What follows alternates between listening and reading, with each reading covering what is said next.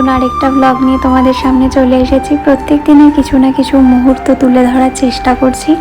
জানি না কতটা পারবো, তবে চেষ্টা করছি যাতে পারি, করি। তো যাই হোক, বলেছিলাম না জামাই ষষ্ঠীর ব্লগ দিব, এই যে জামাই ষষ্ঠীর ব্লগ। সেদিন ছিল অরণ্য ষষ্ঠীর সাথে কিন্তু জামাই ষষ্ঠীও। তো সকালবেলা শাশুড়ি মা ঘুম থেকে উঠে স্নান করে জামাই ষষ্ঠীর রিচুয়ালস সব কিছু করছে। অ্যাকচুয়ালি ষষ্ঠীটা আমার শ্বশুরবাড়িতে সব রকমের ষষ্ঠী পুজোই করা হয়, মানে অরণ্য ষষ্ঠী, চাপড় ষষ্ঠী, অশোক ষষ্ঠী, আরও অনেক রকম, মানে সব ষষ্ঠী আমার শাশুড়ি মা কিন্তু একা হাতে করে। আমাকে এখনও ষষ্ঠীর পুজো দেয়নি, তবে এখনও উনি নিজেই করছে।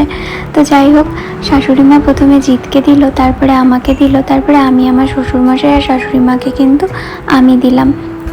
কারণ শাশুড়ি মা বলে যে হচ্ছে তুই দিবি আমাদেরকে, তার কারণ আমি আমার মা বাবাকেও কিন্তু বিয়ের আগে দিতাম, তবে এখনও দিই। এখন মানে দিদা যেহেতু আসে, তাই হচ্ছে দিদাই দিয়ে দেয়। তো এই শাড়িটা পরে ভাবলাম যাবো বাপের বাড়িতে জামাই ষষ্ঠী করতে। তো এই শাড়িটা আমি বিয়েতে গিফটে পেয়েছিলাম। তো দেখো, শাড়ি পরে আমরা দুজনেই কিন্তু রেডি হয়ে গেছি। ওর শরীরটা খুব খারাপ ছিল, আগের দিন থেকেই ওর ছিল ভীষণ জ্বর। তো পরের দিনও মানে বাড়িতেই ছিল, বাড়িতে বলতে অফিস যায়নি, কিন্তু কাজ কিন্তু ফোনে কিন্তু করতেই হয়েছে। তো যাই হোক, দুজন মিলেই রেডি। তো ও বলছে, মন আমি গাড়ি চালিয়ে যেতে পারবো না, তুমি একটু বলো আমাদেরকে নিতে আসবে, কারণ আমার শরীর ভীষণ খারাপ লাগছে। তারপরে শাশুড়ি মাকে টাটা বাই বাই করে চলে গেলাম বাড়ির উদ্দেশ্যে। দাদা আমাদের দুজনকে নিতে এসেছিল। তো যাই হোক, বিয়ের পরে কিন্তু এটা আমার 2 নম্বর ষষ্ঠী। আর বিয়ের আগে একবার জামাই ষষ্ঠী হয়েছিল, সেটা হচ্ছে আমাদের রেজিস্ট্রির পরে, মানে সব মিলিয়ে এটা হচ্ছে আমাদের 3 নম্বর জামাই ষষ্ঠী। তবে সোশ্যাল ম্যারেজের পরে 2 নম্বর। তো যাই হোক, বাড়িতে চলে যাচ্ছি। কেমন একটা নতুন নতুন ফিল হচ্ছে। 1.5 বছর হয়ে গেল বিয়ে হয়েছে, কিন্তু জানি না কেন একটা নতুন নতুন মানে ফিলটা হচ্ছে। তো যাই হোক, চলে আসলাম বাড়িতে। আর বলেছিল আমাদেরকে সকাল সকাল যেতে, কিন্তু আমাদের সকালটা হয়নি, আমাদের কিন্তু দেরি হয়ে গেছিলো। গিয়ে দেখি সবাই চলে আসছে, কিন্তু আমি লেট ছিলাম। আর সবাই বলছে বাড়ির মেয়ে এত লেট করলে হবে, কিন্তু কি করব, ওই যে সংসার।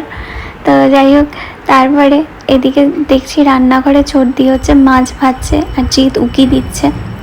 তো এদিকে আমার দিদাও কিন্তু চলে আসছে, আর জিৎকে বলছে নাও মাছের মাথা দিয়ে মুগ ডাল করেছে, একটু টেস্টিং করো। জিৎ বলছে না না, এখন করবো না। তো আমাকে বলছে নিয়ে একটা ফটো তুলতো। আমি যে ফটো না, একটা ভিডিও হচ্ছে, আর দুজন কি সুন্দর পোজ দিয়ে দাঁড়িয়ে মানে বসেই আছে। তো এখানে যাই হোক, সব জামাইরা বলতে আমার বাবাও তো একটা জামাই। তো জামাইরা সব আড্ডা মারছে, আর এদিকে কিন্তু রিচুয়ালস শুরু হয়ে গেছে। অ্যাকচুয়ালি এই ষষ্ঠীটা আমার বাপের বাড়িতেও আছে। মা হচ্ছে ভেজা কাপড়ে জল ওঠায়, জল উঠিয়ে তারপরে আমাদেরকে দেয়। তো প্রথমে ছর্দিদেরকে দিল, তারপরে আমাদেরকে দিল, তারপরে দাদাদেরকে দিবে, তারপরে শেষে কিন্তু আমার দিদা আমার মা বাবাকে দিবে। যেহেতু দিদা এসেছিলো, তাই দিদাই মা বাবাকে দিয়েছে। আমি আর এবছর মা বাবাকে জলটা দিইনি।